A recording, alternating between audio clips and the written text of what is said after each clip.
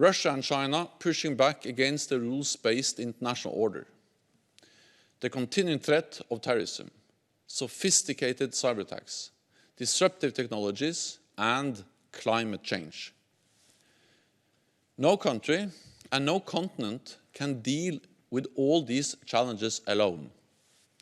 But Europe and North America are not alone. We stand together in NATO.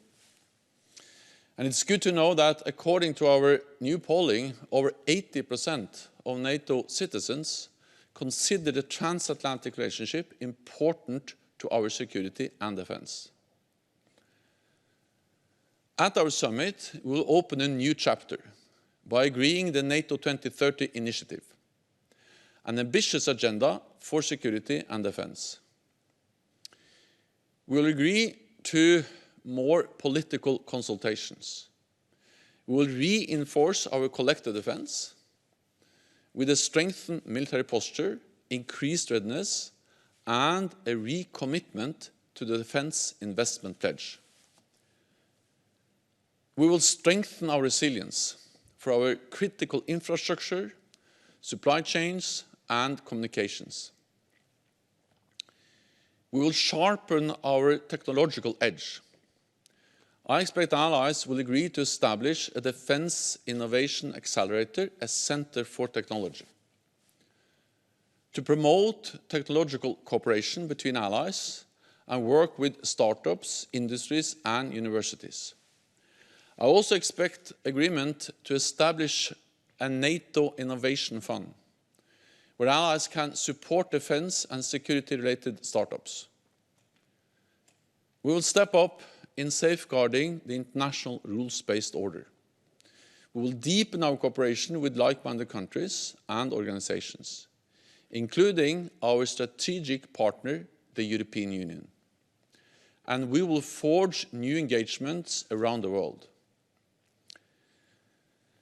I expect we will also agree to boost NATO's ability to train the militaries of our partners and build their capacity. At the summit, we will also address the security impact of climate change, for the first time making this an important task for NATO. My ambition is a clear commitment from allies to significantly reduce military emissions, and for NATO to contribute to the goal of net zero. We will also agree to develop NATO's next strategic concept, to reaffirm our values and reflect the significant changes in our security environment over the past decade. All of this work will require continued investment in defense. As you can see in the new figures released today, we are on the right track, with 7 consecutive years of increased defense spending across European allies and Canada.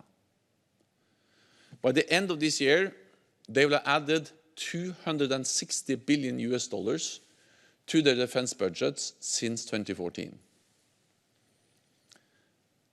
But we need to invest even more and better. Therefore, we should invest together and meet our high level of ambition. At the summit, we will also take decisions related to our 2 newest operational domains, cyber and space. I expect allies will agree a new cyber defense policy for NATO. It will recognize that cyberspace is contested at all times and ensure that we have strong technical capabilities, political consultations, and military planning in place to keep our systems secure. Space is also essential to NATO, including our ability to gather intelligence, to navigate, and to detect missile launches. This is why we will send a clear message at the summit that NATO is determined to defend itself in space as effectively as we do in every other domain: land, sea, air, and cyber. Leaders will also endorse NATO's new policy on conflict-related sexual violence, ensuring we do everything we can to prevent and respond to these heinous crimes. Allies will also address a range of other issues, including the security implications of the rise of China, Russia's aggressive behavior, and our dual-track approach of strong deterrence and defense and dialogue, as well as NATO's continued support for our valued partners, Ukraine and Georgia. We will also address Afghanistan.